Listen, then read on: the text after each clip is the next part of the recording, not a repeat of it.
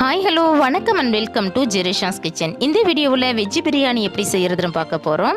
பிரியாணியை இன்னும் கொஞ்சம் டேஸ்டியாக செய்கிறதுக்கு ஸ்டெப் பை ஸ்டெப்பாக எக்ஸ்பிளைன் பண்ணியிருக்கேன். வீடியோவை ஸ்கிப் பண்ணாமல் பாருங்கள். வீடியோக்குள்ளே போகிறதுக்கு முன்னாடி நம்ம சேனலை சப்ஸ்கிரைப் பண்ணுங்கள். கூடவே அந்த பெல் ஐக்கானையும் கிளிக் பண்ணுங்கள். ப்ளீஸ் உங்கள் ஃப்ரெண்ட்ஸ் அண்ட் ரிலேட்டிவ்ஸ்க்கும் ஷேர் பண்ணுங்கள்.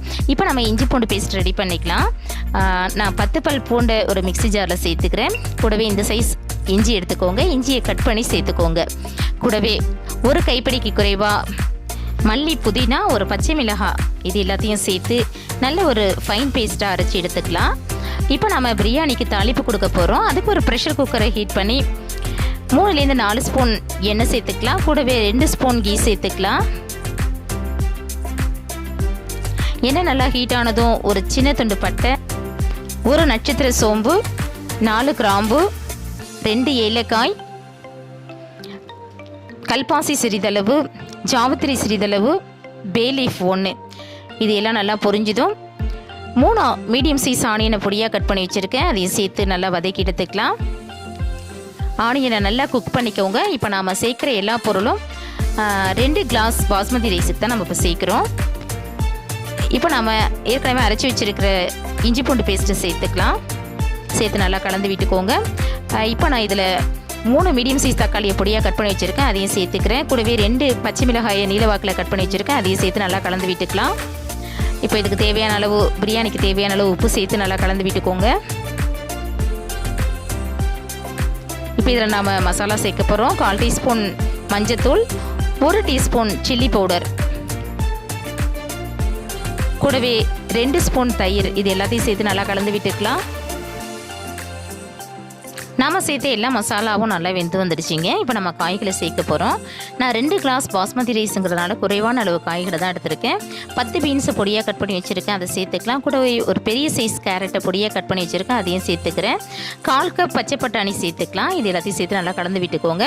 பச்சை பட்டாணி ஃப்ரெஷ்ஷாக இருந்துச்சுன்னா நீங்கள் அப்படியே சேர்த்துக்கலாம். இல்லை ட்ரையாக இருந்துச்சுன்னா ஃபஸ்ட்டேவே நல்லா ஊற வச்சுட்டு சேர்த்துக்கோங்க. இப்போ நம்ம பிரியாணிக்கு தண்ணி சேர்க்க போகிறோம்.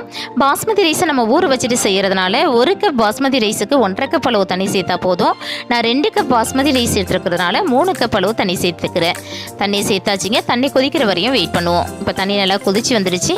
இப்போ இதில் நம்ம அரிசி சேர்க்க போகிறோம். நான் பாஸ்மதி ரைஸை 20 நிமிஷம் ஊற வச்சு தண்ணி வடித்து எடுத்து வச்சுருக்கேன். அதை இதில் சேர்த்து நல்லா கலந்து விட்டுக்கலாம். இப்போ இதில் 1 டீஸ்பூன் பிரியாணி மசாலா சேர்த்துக்கலாம். ஆல்ரெடி நம்ம சேனலில் எக் பிரியாணி அப்லோட் பண்ணியிருக்கோம். அதில் பிரியாணி மசாலாவுடைய ப்ரிப்ரேஷன் கொடுத்துருக்கேன். லிங்க் டிஸ்கிரிப்ஷனில் கொடுத்துருக்கு. தேவைப்பட்டுச்சுன்னா செக் பண்ணிக்கோங்க. இப்போ இதில் 1 ஸ்பூன் லெமன் ஜூஸ் சேர்த்து நல்லா கலந்து விட்டுக்கலாம். குக்கருக்கு மூடியை போட்டு 1 விசில் வர வரையும் வெயிட் பண்ணலாம்.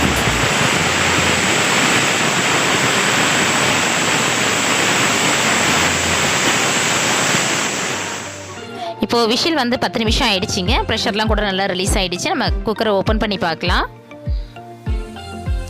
வாவ், நல்ல வாசனையாக சூப்பராக பிரியாணி, வெஜ் பிரியாணி ரெடி ஆகிடுச்சிங்க. இப்போ இதில் கடைசியாக 1 ஸ்பூன் நெய் சேர்த்துக்கலாம். கூடவே பொடியாக கட் பண்ணி வச்சுருக்கிற மல்லி இலையும் சேர்த்துக்கலாம். அவ்வளோதாங்க, நம்மளுடைய வெஜிடபிள் பிரியாணி ரொம்பவே வாசனையாக செம்ம டேஸ்ட்டாக ரெடி ஆகிடுச்சு. பாருங்கள், ரைஸ் நல்லா உடையாமல் பொலன்னு வந்திருக்கு. கண்டிப்பாக ட்ரை பண்ணி பாருங்கள். டேஸ்ட்டு செம்மையாக இருக்கும். இந்த ரெசிபி பற்றின உங்களுடைய மேலான கருத்துக்களை கமெண்ட் செக்ஷனில் சொல்லுங்கள். இந்த வீடியோ உங்களுக்கு பிடிச்சிருந்துச்சுன்னா லைக் பண்ணுங்கள், ஷேர் பண்ணுங்கள். மறக்காமல் நம்ம சேனலை சப்ஸ்கிரைப் பண்ணுங்கள். கூடவே அந்த பெல் ஐக்கானையும் கிளிக் பண்ணுங்கள். மீண்டும் வேறொரு நல்ல ரெசிபியோடு நான் உங்களை சந்திக்கிறேன். தேங்க்ஸ் ஃபார் வாட்சிங். Take care and bye bye.